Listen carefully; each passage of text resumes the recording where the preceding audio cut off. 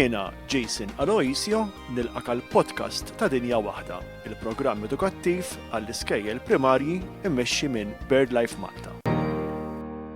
Faqda volontarja bħalma hija BirdLife Malta, il-ħtieġa tal-fondi ma tonqos qatt, għaliex kif jingħad conservation without money is just conversation. Kważi 50 sen ilu, BirdLife Malta organizzat l-ewwel mixja maratona tagħha.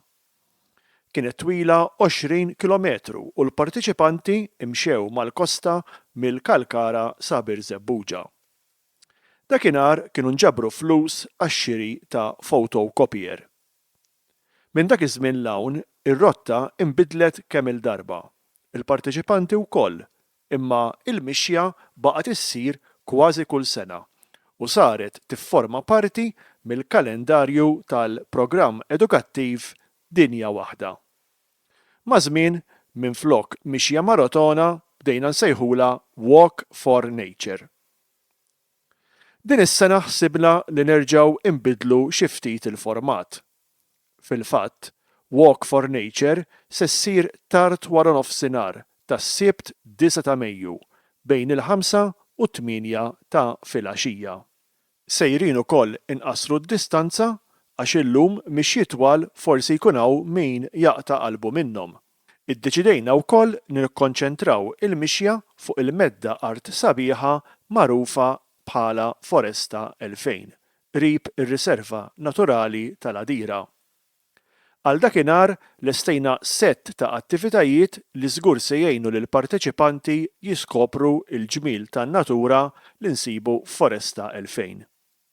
Tlabt lil Giada Lampitelli, uffiċjal edukattiv ma' BirdLife Malta, biex ittina ħjiel ta' dak li ħejjina għal Walk for Nature 2026. Walk for Nature is the biggest fundraising event of BirdLife Malta, and this year will be particularly special because it will be held at one of our nature reserves, Foresta 2000, and it will be for once a sunset walk.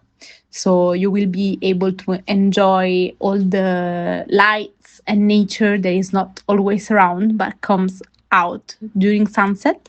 In fact, for this year, what is scheduled is a short walk, so no one will have to get tired or sweaty as well. But we also have scheduled chameleon hunt and a bat monitoring activity, because both are things that appear during sunset, and probably we will be able to see swallows as well. Of course, we would love you all to participate, and we have different prizes, so try to engage with as many of you as possible. The first prize is very cool and quite unique. We'll be attending the release of a rehabilitated bird. The second prize is the free participation in the Nature Guardian summer course. And the third prize is the free participation in one of our annual Shearwater boat trip. So thank you very much. I would love to see you all there. Infakkarkom li Walk for Nature hija miftuħa għal membri ta' BirdLife Malta, għal pubbliku in ġenerali u skejjel li ħadu sem jew għandhom il-ħsieb li jieħdu sem f'attivitajiet ta' fundraising ta' Dinja Waħda bħalma huma Trees Are Cool jew Foster a Forest. Biex tieħu sem f'Walk for Nature tista' tibbukkja billi tidħol fil-website ta' BirdLife Malta u tikklikja fuq l-icon What's On. Imbagħad erġa' klikkja fuq l-event Walk for Nature. Niltaqgħu fid-9 ta' Mejju. Ittri minant Victor. Sibijiet fuq in-natura minn Victor Falzon. Hey ħbieb, dil-ġimgħa kelli grupp studenti tal-Year 6 li kienu għadhom kemm ħadu tixriba xita. Staqsejthom, ix-xita għandna bżonna? Għalkemm kienu għasra, il-koll qablu li iva. Imbagħad staqsejthom, u r-riħ, għandna bżonnu r-riħ? Kwiet.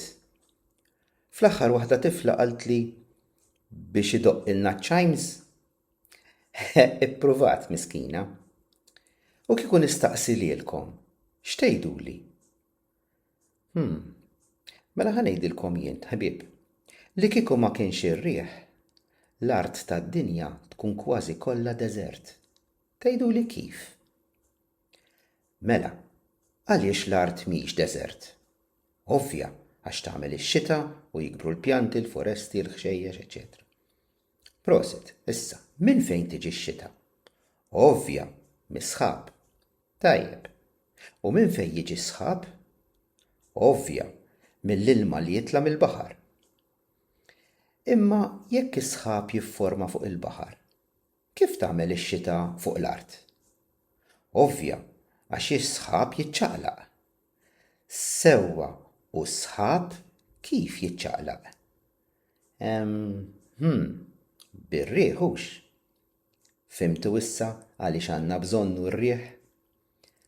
Mela meta darbohra tisimgħu xi ħadd jgħid uff xi dwejjaq ta' riħ, spjegawlhom ftit, okej?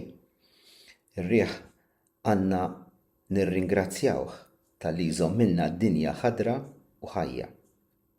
U issa aħna ħallikom ħammur naqla ċ-chimes li għandi fil-ġnien għax ħaduli rasi jiċemplu. Ċaw ħbieb, ħobbu n-natura. Nhar l-20 ta' Mejju bejn it-8:30 ta' filgħodu u n-nofsija ta' wara nofsinhar, BirdLife Malta ħaterġa' torganizza Coordinators Day għal għalliema u edukaturi illi huma involuti f'Dinja Waħda. Tkellimt ma' Maryrit Zammit, ir-rappreżentanta tagħna fl-iskejjel għal Dinja Waħda, dwar xi tkun Coordinators Day u għaliex l-għalliema għandhom jieħdu l-opportunità u jattentu dan in-nofs ta' nar. Għal diversi snin il-programm Dinja Waħda kien programm għadu, programm popolari mal-għallima fl-iskejjel li jitratta dwar arfin fuq l-ambjent tal-gżejjer tagħna, kif nipproteġuh u x'nistgħu nagħmlu bħala kontribut lill-ambjent tagħna fuq il-gżejjer Maltin. Dan il-programm li ilu għaddej snin u dejjem kiber fil-popolarità mal-għalliema wasal anki tal-punt li kellna bżonn li nagħmlu rappreżentanti fl-iskejjel biex bekk aħna nkunu nistgħu nilħqu il-kulħadd u l-mijiet tal-għalliema u studenti li jkunu qed jagħtu kontribut ukoll lil dan il-programm.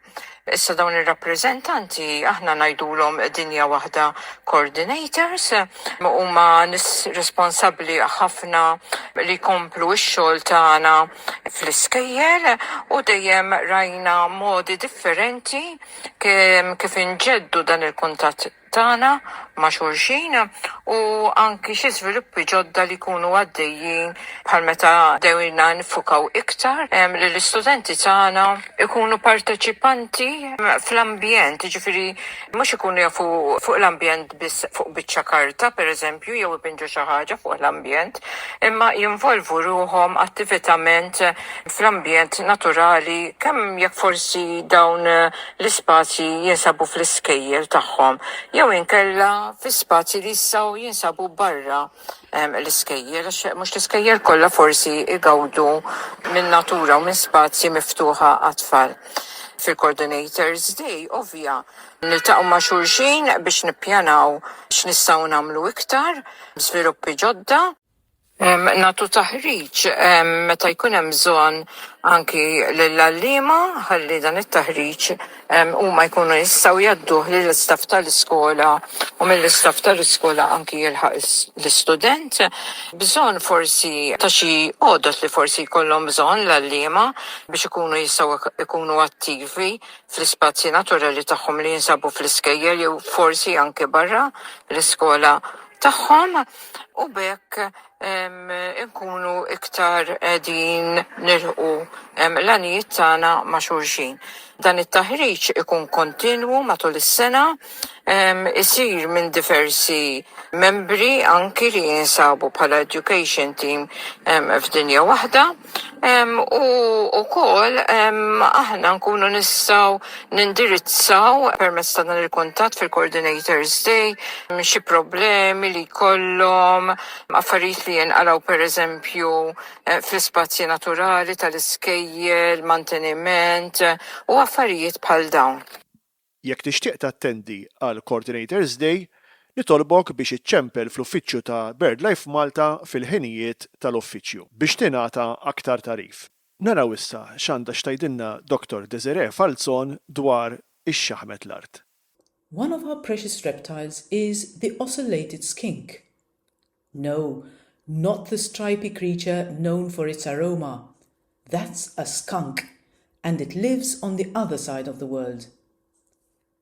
The skink is a plump, shiny lizard with tiny arms and legs.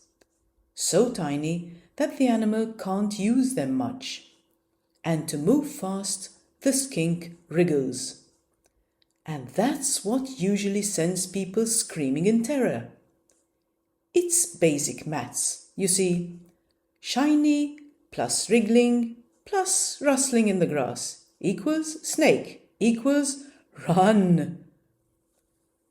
But it's all a silly overreaction.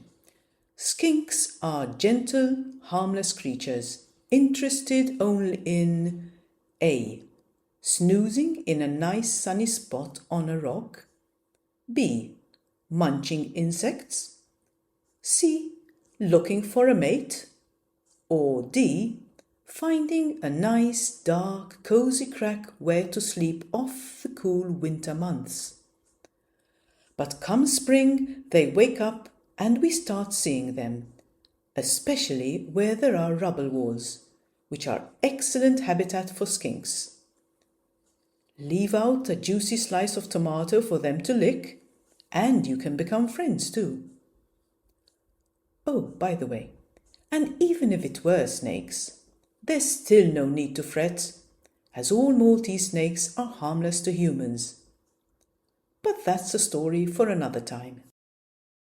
Wieħed mill-gosti li ttina n-natura huwa l-identifikazzjoni ta' speċi differenti li niltaqgħu magħhom fil-kampanja jew fil-ġonna.